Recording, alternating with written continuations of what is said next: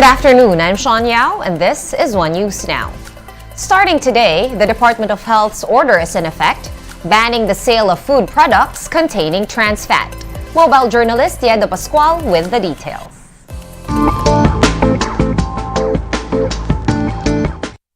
According to the Department of Health, trans fat is a fatty acid that raises bad cholesterol in the body, which can in turn cause various diseases like hypertension. Over time, this can lead to stroke and heart diseases that can be fatal.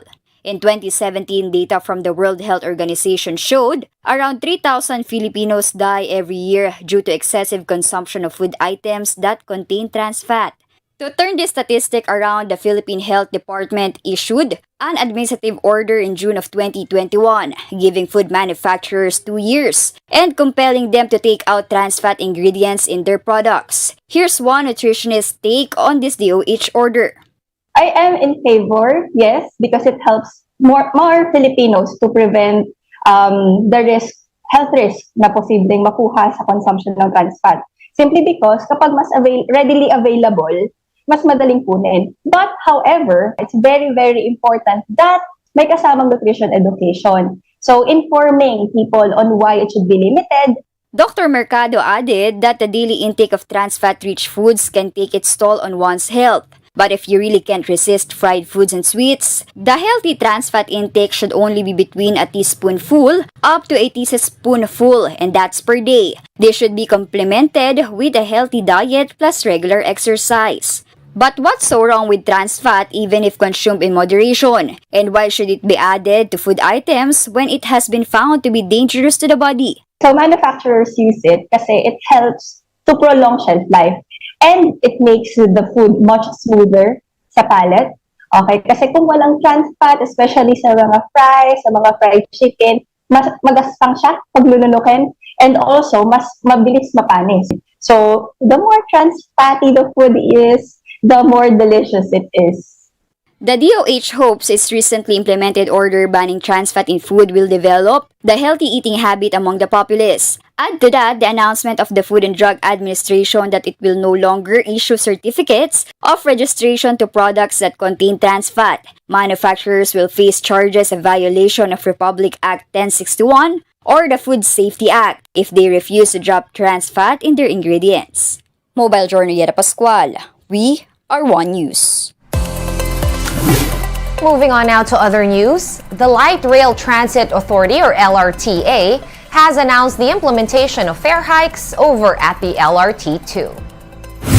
Starting August 2, the minimum fare at the train line will increase to 13 pesos from 11 pesos, while the maximum fare will now be 33 pesos from 28 pesos.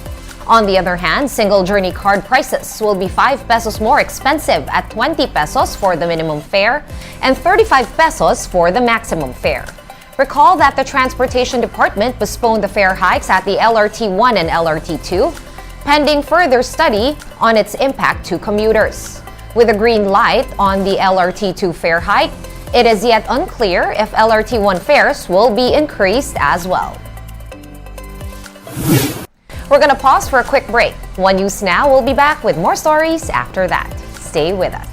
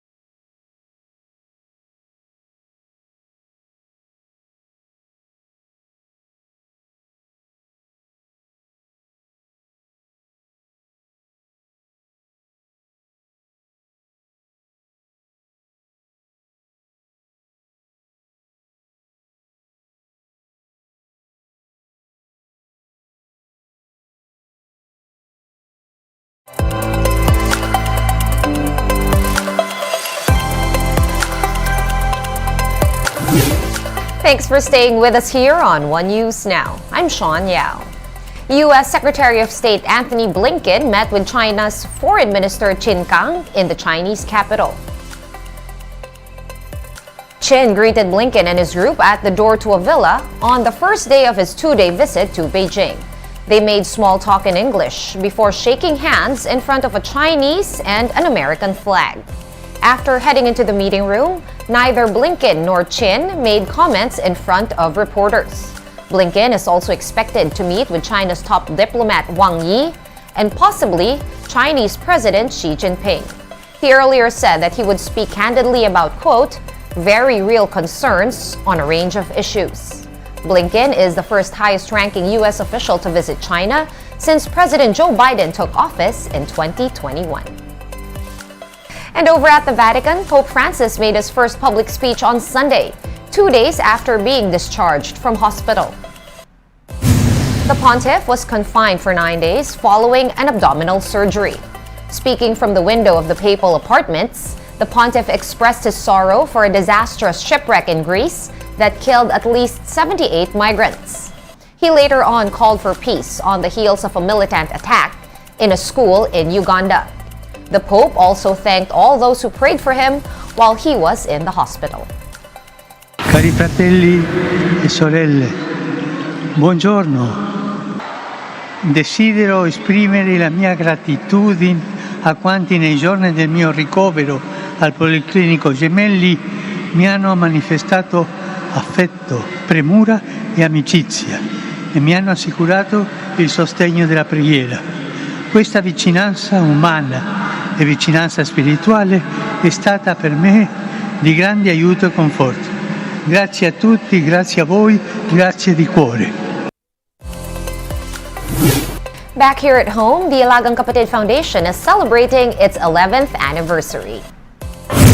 In a program earlier today, the foundation recognized its volunteers and partners from different sectors. An art auction was also held, to which the proceeds of which will be going to projects of Alagang Kapatid Foundation. MediaQuest Holdings Incorporated Chairman Manny V. Pangilinan led the event. Also present to celebrate Alagang Kapatid's milestone were MediaQuest Holdings Incorporated President and CEO Jane Basas, TV5 President and CEO Guido Zabaliero, and the foundation's Executive Director Menchi Silvestre. The Alagang Kapatid Foundation is the corporate social responsibility arm of TV5.